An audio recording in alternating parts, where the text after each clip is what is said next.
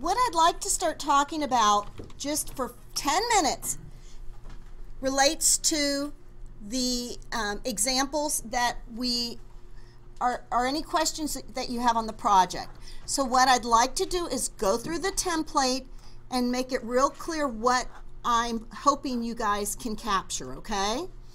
So I'm pulling up the template that is located in, I think, week 5 and 6 template, and I want to talk about what we're trying to look at here.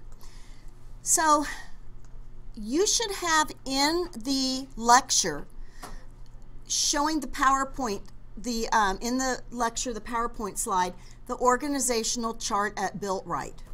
Based on looking at that chart, there should be some things that you see as positives, and there should be some things that you see as negatives as it relates to the chart. I want you to find some good positive strengths related to the chart that it might not be just the association within the chart, but maybe an idea might be related to the comptroller, the controller of the firm, of the Biltrite. What are his skill sets? How's the internal control as far as the skills within the committee, the internal audit staff? And then weaknesses. Where could you see some weaknesses? Now, one thing I am going to have point out to you is there's a weakness as it relates to the internal audit staff and who they report to, and that's all I'm going to say. So something is amiss there. Find out what could possibly be a control issue related to the internal audit staff. And then while the controller has some relationship with the accounting firm, which shows his skill set, there can be some negatives associated with that. I want you to be aware of what that could possibly be. And as far as the organizational chart, when's the last time this organizational chart could have been updated? What I'm doing is I'm trying to put out there, I want you to come up with some strengths that you see in that with the people in the chart, but I also want you to kind of highlight on some of those areas that I told you could be possibility for concern. Now again, what am I expecting here? I'm expecting a couple sentences for strengths, a couple sentences for weaknesses, okay? Then as we move on to the module 1 at the back of chapter 4, it says, using the downloaded data and the spreadsheet program, retrieve that file, ANAL, scroll through it and locate that documentation. So we did that the other day. You'll locate in the Biltrite files that ANAL Analysis 1. You can pull up the Excel template and look at what happened in prior years to determine the calculations you need. I want you to submit that to the Dropbox, and along with that, so I expect those calculations to be completed. But then what I want you to do is specifically look at a couple items here. I want you to say what could be a problem with inventory turnover, okay? When you compare the years, what's going on? I want you to look at inventory unit costs. Are they higher than previous years, lower? What's going on here? Why could that happen? And I want you to take a look at the sales variance. $33 million favorable sales variance.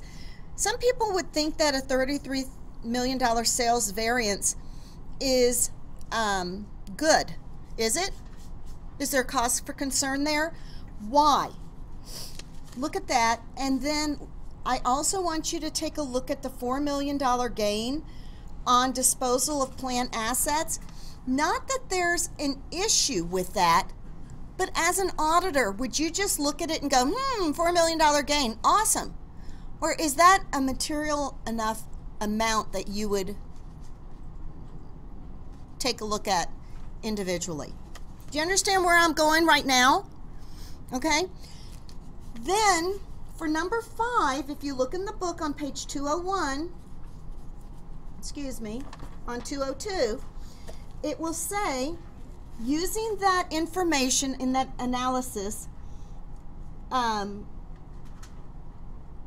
look at the working papers A5, analysis 2, look at the balance sheets for 2009 and 2008, and look at the industry ratios. And based on those things, I want you to, you know, A and B is just submit them, but then C is tell me something about Biltrite's return on stockholders' equity. Just tell me something about it, okay?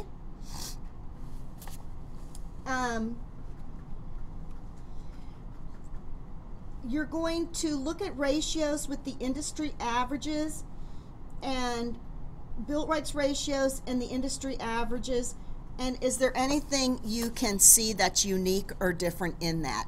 When it says D, submit the worksheet, I'm just wanting you to submit the calculations from that Excel sheet. Now, E says compare Biltrite and Wheels for You. Wheels for You is a competitor in the industry, and you can look at the files in the Biltrite file section that shows information for Wheels for You.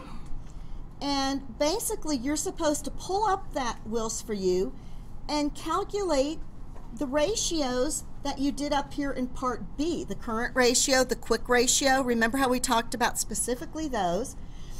And what you're supposed to do here is just really look at the industry of, or the company Wheels for You, compare it to Biltrite. I'm basically asking to see who's stronger in different aspects. Now, the purpose of doing that is you're going to need to know what's a favorable current ratio and what's not a favorable current ratio. Is a 0.5 current ratio better than a 2 current ratio? Do you get what I'm trying to say? You're going to need to understand what a current ratio is all about. Moving on, number 6 on page 203 has a question for you. The question says, what is the purpose of performing analytical procedures during the planning phase of an audit? What's the purpose of including budgets and performance reports in the application of analytical procedures? So I'm asking you to really look in the book and find out, why are we doing these things? Why do we take the time and before we start the audit, prepare these analytical procedures? What are we trying to look at initially in doing that? Okay? Does that make sense? Questions? Now, the working papers that I've put in this template really aren't Excel friendly. They're just a document in Word. So you can choose to submit the work papers using Excel, which is much easier. But for those people that just wanted it in here, I put them in here so you had a copy of everything you needed. What then, when you're completed with that, you're just going to submit that to the Dropbox for Biltrite Module 1. It's that simple. Now, I'm not trying to minimize that it's that simple. I don't want you spending hours on this, but what I do want you to do is not wait till the last minute to try to finish it, because you will frustrate yourself if you try to do it at 10 o'clock on Sunday night and you have an hour to create the ratios. You'll freak out. But if you do it over a period of time, hopefully it's going to start making sense. You're taking things that we've learned in accounting, such as ratios, and you're going to have to go back and remember, okay, why do we do these ratios? Then we're trying to compare them with the industry average or with a company. And so we're trying to put some meat behind just some basic numbers to understand, what are we looking for here? How does this company compare with others?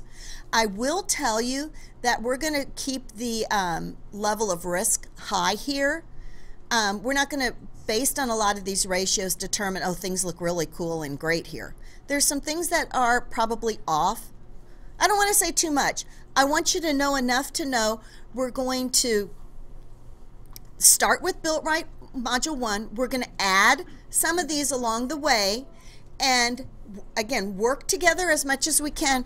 But the purpose here is, as much as we can kind of synthesize an audit team to understand the process in which they conduct an audit. Questions? Anything you have concerns about? Yes, no? So it sounds like you guys are going to be good with it?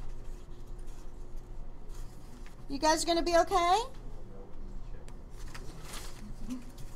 What, in a nutshell, what are analytical procedures for? Do they help us see a broad picture, or do they help us see a ton of little detail? Do they help us see detail, or do they help us get an overall feel of the bigger picture? Wouldn't that make sense? Questions?